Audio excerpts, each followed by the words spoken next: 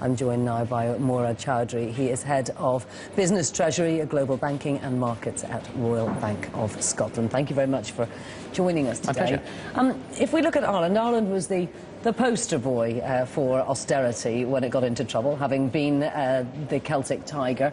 Ireland was also in very good shape when it went into the EU. So whatever you say about Greece and arguments that Greece maybe shouldn't have been there in the first place, Ireland certainly should. And yet, if Ireland can get into this mess, what does it say about the rest of not only the peripheral nations in Europe, but the EU as a whole?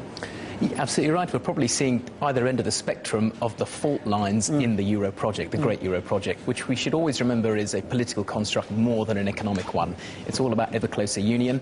But Professor Milton Friedman put it best before he passed away about the problems when you have a monetary union without fiscal union. And we're seeing this come through now. So what the problems in the Euro, and Anatol Kalecki put it succinctly and spot on today in the Times, you know, when he said, here we go again, the problems in the Euro won't go away with patching over one country to the next. The contagion factor is what's affecting markets right now, and the entire southern and peripheral eurozone it's almost open season. So it's about the fault lines in the construction, the strategy behind the structure of the euro that is being questioned by the markets today. And while that might be papered over for the next 2, 3, 4, might be even 10 years, in the long run it's not sustainable because something's got to give. So on that fiscal side, that's something the EU needs to address. And we've got that lack of fiscal coherence. But also the fact that these are sovereign nations makes it fairly difficult. I mean, if part of England had to have a painful economic time for the greater good of the United Kingdom, that might be more acceptable. It's very difficult to persuade the Irish people, I mean, this is about people's lives and the money in their pockets and the way they live their lives,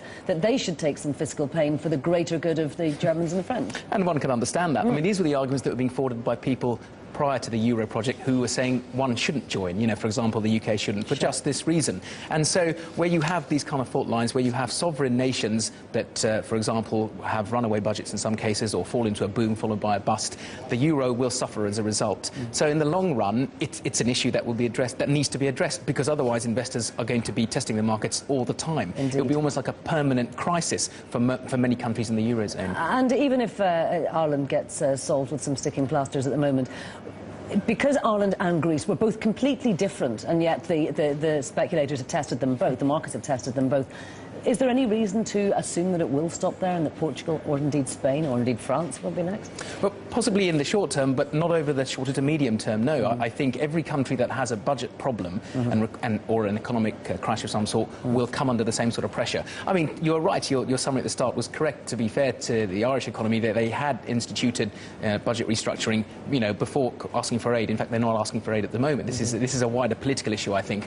But over time, any country that is viewed as suspect with regards to its fiscal management will see its bond spreads its bond yields come under pressure in the markets. So no, this isn't going away. It'll be papered over from time to time. You know, like in May with the Greek bailout, which was seen as euro-wide. The EU bailout package is euro-wide.